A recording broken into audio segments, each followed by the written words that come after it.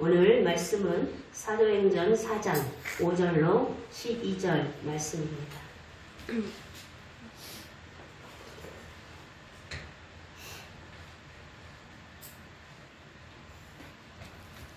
5절부터 같이 읽습니다. 이튿날 바리새인들과 장로들과 서기관들이 예루살렘에 모였는데 대제사장 안나스와 가야바와 요한과 알렉산더와 및 대제사장의 문중이 다 참여하여 사도들을 가운데 세우고 묻되 너희가 무슨 권세와 누구의 이름으로 이 일을 행하였느냐. 이에 베드로가 성령이 충만하여 이르되 백성의 관리들과 장로들아, 만일 병자에게 행한 착한 일에 대하여 이 사람이 어떻게 구원을 받았느냐고 오늘 우리에게 질문한다면 너희와 모든 이스라엘 백성들은 알라. 너희가 십자가에 못 박고 하나님이 죽은 자 가운데서 살리신 나사렛 예수 그리스도의 이름으로 이 사람이 건강하게 되어 너희 앞에 섰느니라. 이 예수는 너희 건축자들의 버린 돌로서 집 모퉁이의 머릿돌이 되었느니라. 다른 이로서는 구원을 받을 수 없나니 천하 사람 중에 구원을 받을 만한 다른 이름을 우리에게 주신 일이 없음이라 하였더라. 아멘. 제자들은 처음에 예수님이 한 사람 한 사람 부르실 때 그물을 던져두고 또는 부모와 가족을 버려두고 예수님을 따랐습니다. 그만큼 그들에게는 아마 메시아에 대한 열망이 컸던 것 같습니다. 그물을 던져뒀다는 말은 자신들의 지나온 삶을 다 등졌다는 뜻이에요. 포기했다는 뜻이에요. 생업을 포기했다는 뜻이에요. 직업이 어부인데 그물을 던져두고 예수를 따랐다? 생업을 포기했다는 얘기예요. 그만큼 메시아 왕국에 대한 소망이 컸던 사람들이 아니었나 싶습니다. 그래서 이 예수님을 따르기 전에 세례 요한을 따랐어요. 그래서 세례 요한의 제자였던 이들이 세례 요한을 통해서 나는 너희에게 물로 세례를 줄 수밖에 없지만 내 뒤에 오시는 이는 성령으로 너희에게 세례를 주실 거야. 그분이 참이야. 나는 그분의 길을 예비하여 온 사람일 뿐이야. 이 말을 듣고 그 예수님의 부르심에 응하여 그 예수님 앞에 그물을 던져주고 따랐던 사람들이었으니 아마 그들은 이 메시아 왕국에 대한 소망이 엄청나게 컸던 사람들이 아니었나 싶습니다. 그럼에도 불구하고 3년 동안 예수님을 따랐지만 예수님이 전하신 천국 복음에 대하여 잘 몰랐어요. 여전히 잘 모른 채, 여전히 혼미한 채 예수님의 십자가 죽음을 목격하게 된 거예요. 그들은 3년의 세월, 생업도 포기하고 따랐던 3년의 세월을 뒤로 한 채 그 십자가의 예수로부터 도망쳤습니다. 두려워서. 그들이 부활하신 예수님을 만났을 때만 해도 부활하셔서 예수님은 그들에게 3번 나타나셨는데 그 부활하신 예수님을 만났을 때만 해도 이 사람들은 여전히 확실히 붙잡은 복음이 없었어요. 여전히 혼돈된 상태에 있었어요. 이 사도행전에서의 제자들의 모습은 부활하신 예수님을 만났을 때만 해도 찾아볼 수가 없었어요. 상상할 수가 없었어요. 그러다가 예수님이 승천하시면서 약속하신 대로 오순절 성령님이 강림하신 후 그 성령이 불의 혀가 갈라지는 것 같은 불의 파편들이 한 사람 한 사람에게 임하였을 때 그들은 이제 이전과 이후가 전혀 다른 사람들이 되고 만 것이죠. 성령을 모신 교회가 된 이후에 그들의 삶은 전혀 다르게 바뀐 거죠. 성령 강림하셨을 때는 예수님이 십자가 사건이 있은 지 50일째 되는 때였으니 아직 예수님의 십자가 사건의 그 떠들썩함이 잊혀지지 않았을 때예요. 50일이니까. 그 얘기는 누구도 그 예수 그리스도의 이름을 거론하고 그 예수 그리스도의 일을 말하면 잡혀가서 죽을 수 있는 상황이라는 뜻이에요. 그 상황에 성령을 받은 베드로와 제자들이 그 예수 그리스도를 외치고 있는 거예요, 지금.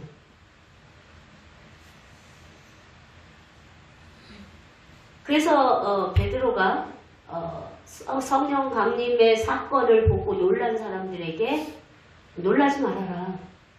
너희들이 십자가에 매달아 죽은 그 예수, 그분이 바로 그리스도셨고 메시아셨다. 그리고 그분이 약속한 대로 우리에게 성령으로 다시 오신 것이다. 그 구약에 있는 모든 말씀들을 성취하신 것뿐이지 전혀 근거 없는 이상한 기적이 일어난 것이 아니다.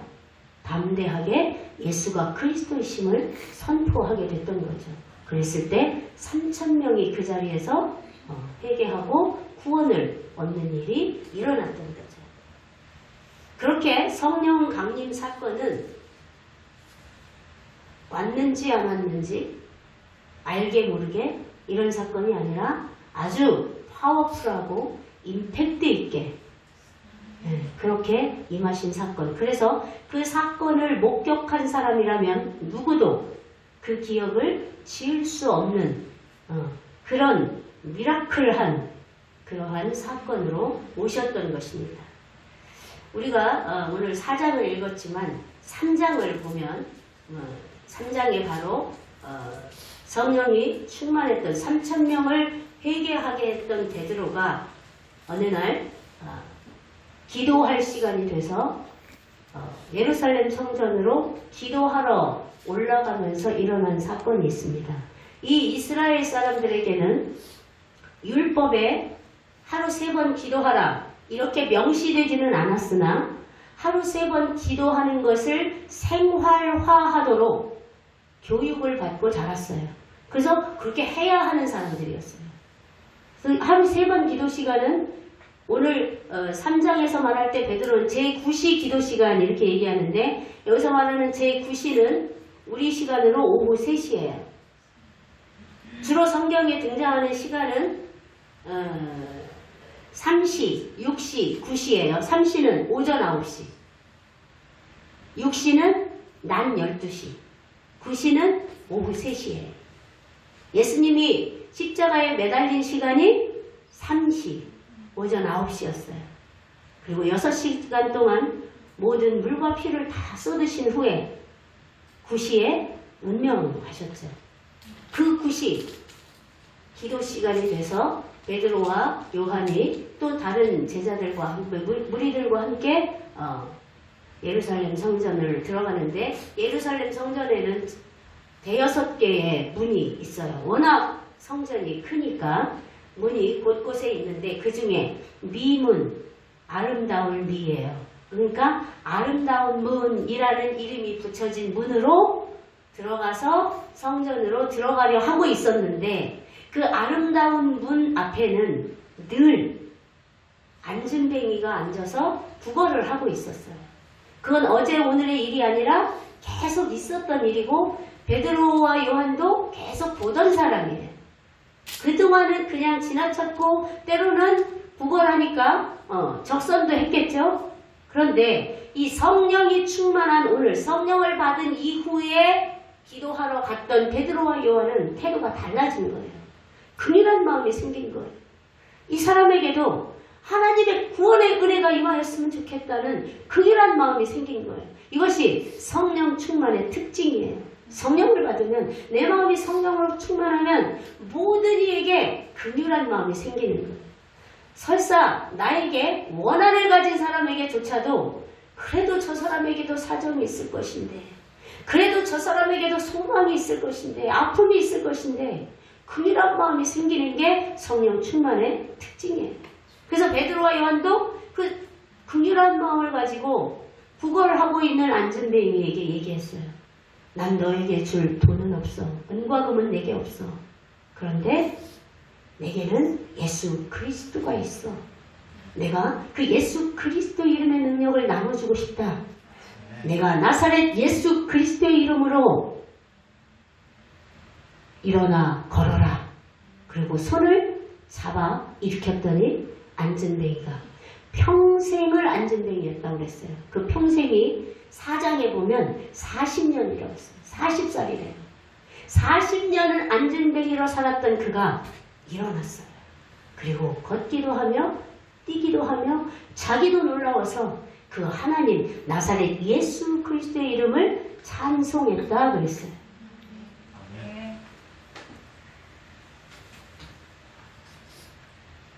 예수 그리스도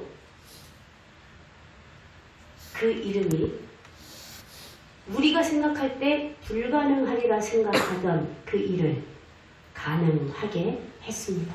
그게 바로 예수 이름의 능력인 것입니다. 그러니까 고침을 받은 당사자도 그걸 보고 있던 사람도 그 소문을 들은 사람도 다 의아해했어요. 그래서 웅성웅성거리며 예루살렘 성전 뜰로 모여들었어요. 미문이라는 문을 들어가기 전 성전의 뜰에 솔로몬이라는 행각이 있었어요. 행각이면 오늘 우리로 말하면 뭐 팔각정 같은 그런 행각이 있었는데 사람들이 모여드니까 베드로와 요한이 그 행각 위에 서서 그들에게 이 일을 설명했어요.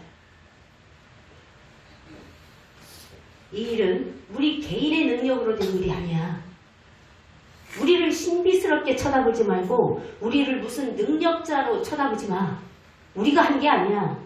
이 일은 바로 빌라도가 놓아주겠냐 물었을 때 너희가 십자가에 못 박으라고 소리쳤던 그 예수 그리스도의 이름이 그 이름의 능력이 이 사람을 낫게 한 거야.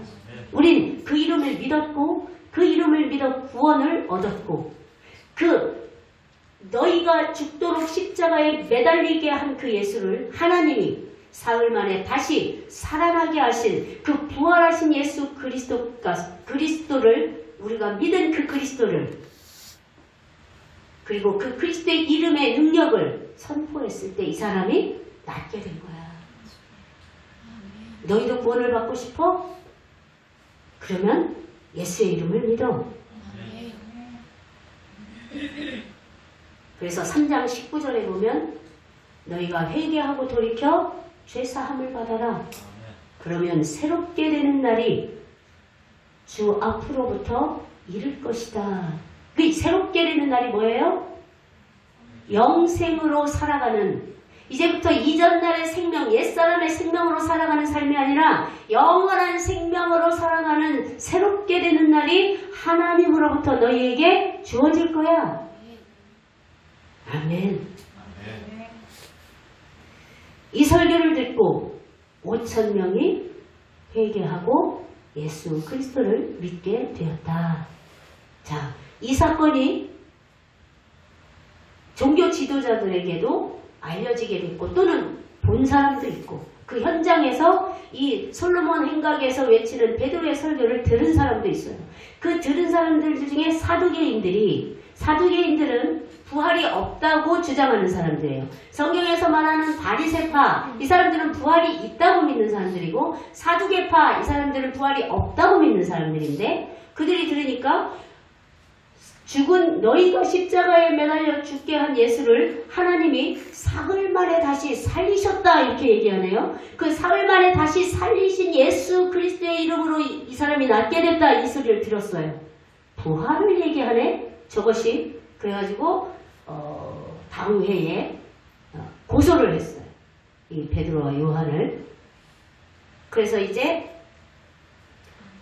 붙잡혀가는 거예요. 그 붙잡혀가서 신문을 받으면서 답변한 내용이 바로 우리가 오늘 읽은 본문 내용이에요.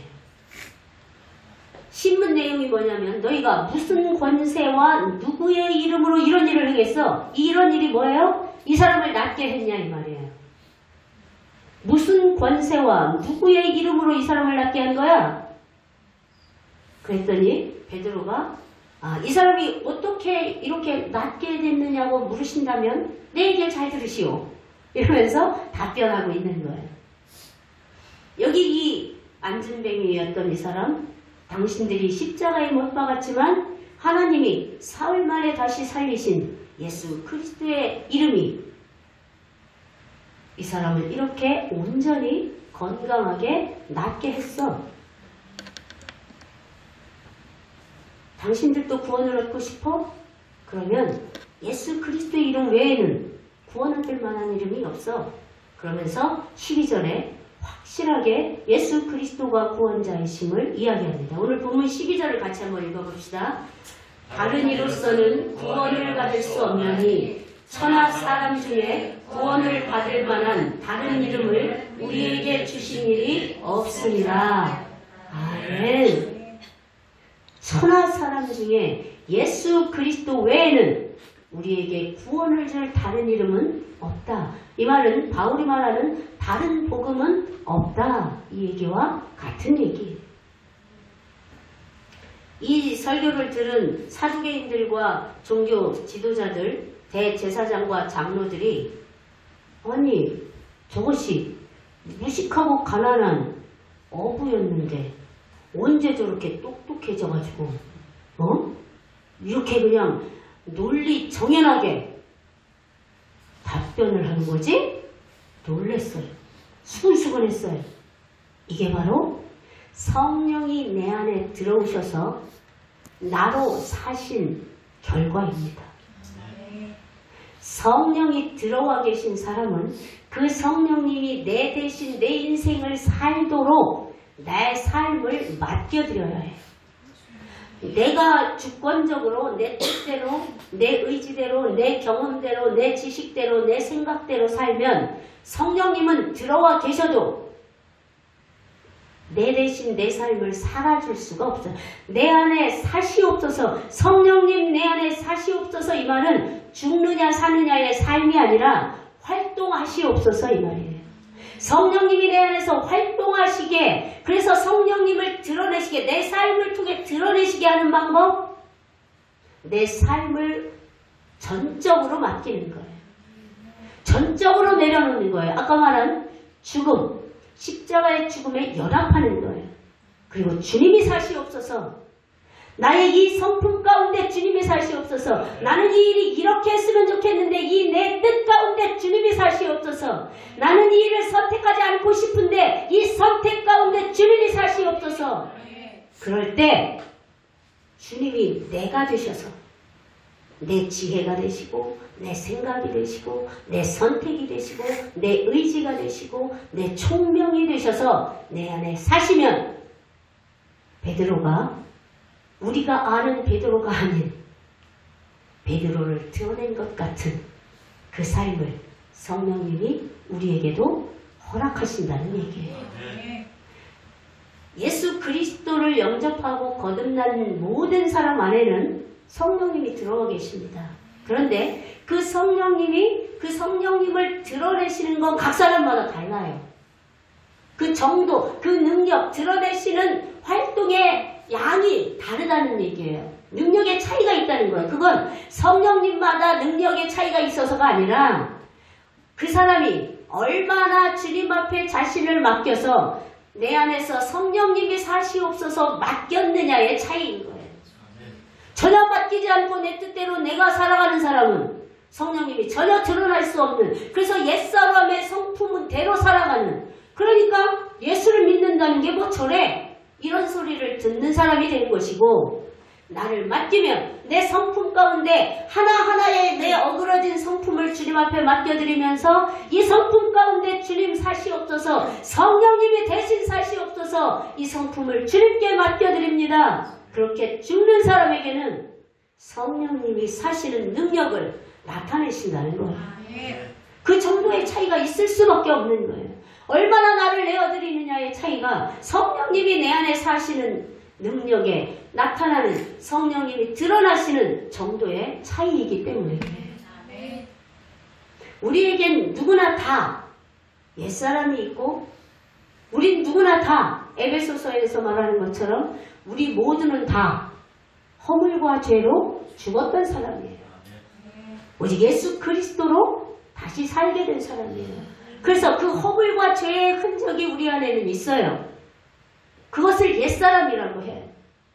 그런데 영생을 얻은 자는 그 옛사람이 죽은 자예요. 옛사람은 지나갔어요. 보라, 이전 것은 지나갔으니 옛사람은 지나갔으니 이제 새것 영생의 사람이 되었도다.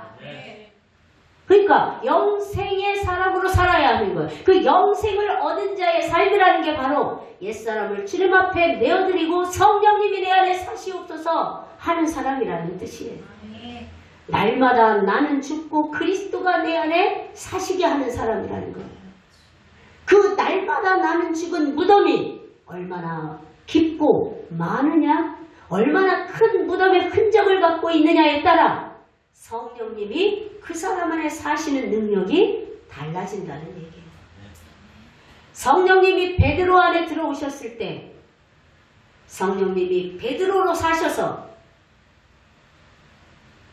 3,000명이 5,000명이 주님께로 돌아오게 하시는 하나님의 능력을 나타내신 거예요.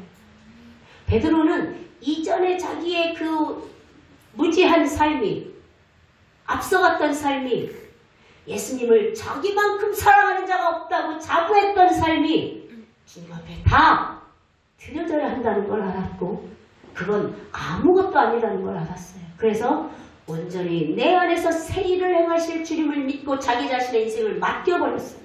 그럴 때 성령님이 베드로로 사셔서, 베드로 안에서 베드로로 사셔서 베드로의 지혜가 되시고, 베드로의 총명이 되시고, 베드로의 지식이 되시고, 베드로의 입술이 되셔서 주의 복음을 종교 지도자들 앞에서 선포할 수 있게 하신 거예요.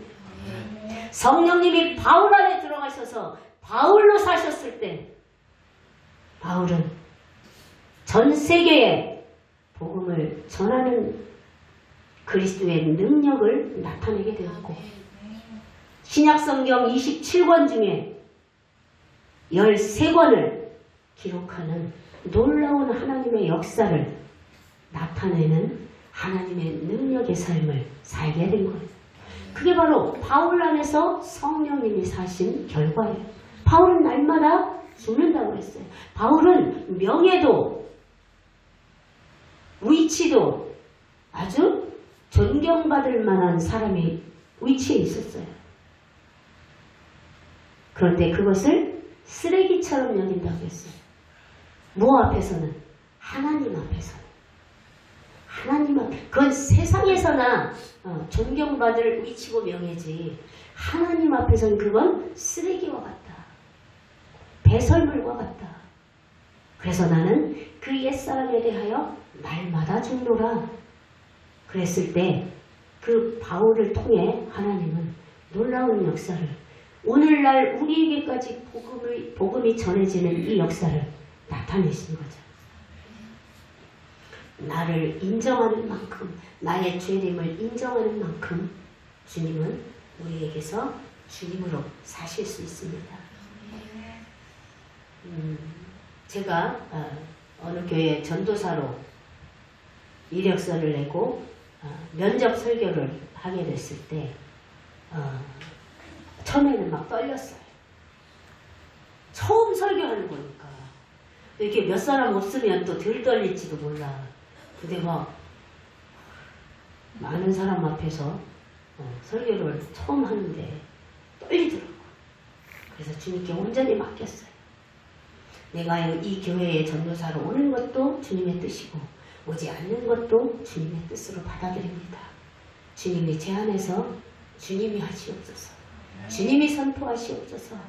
그렇게 기도하고 올라가서 설교를 하는데 처음에는 막 떨리더니 설교를 한참 하다가 보니까 분명히 말을 내가 하고 있는데, 설교를 하고 있는데 내가 하는 게 아니야.